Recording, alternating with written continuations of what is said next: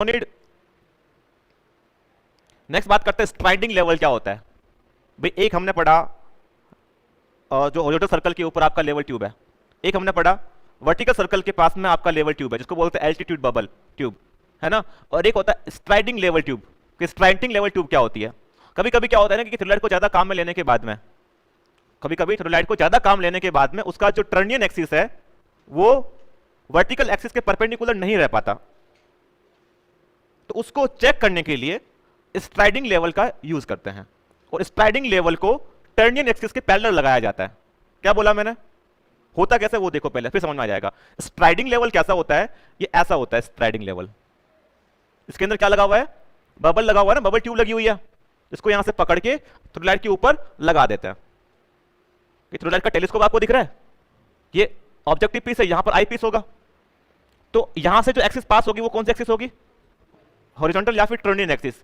ये टर्नियन एक्सिस है और इसके जस्ट ऊपर हमने क्या लगा दिया? इस स्ट्राइडिंग लेवल को लगा दिया। ठीक है। अब स्ट्राइडिंग लेवल से जो हमारी जो एक्सिस पास होगी वो क्या होगी? Axis of striding level.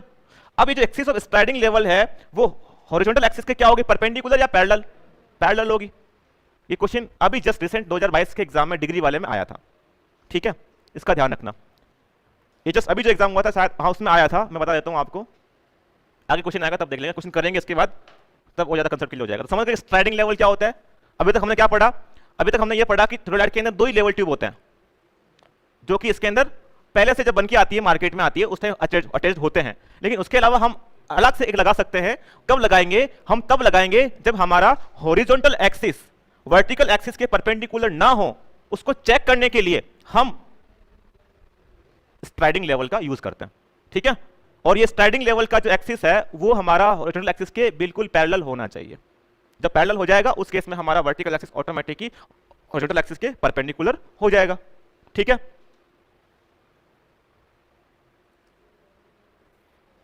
चलें आगे।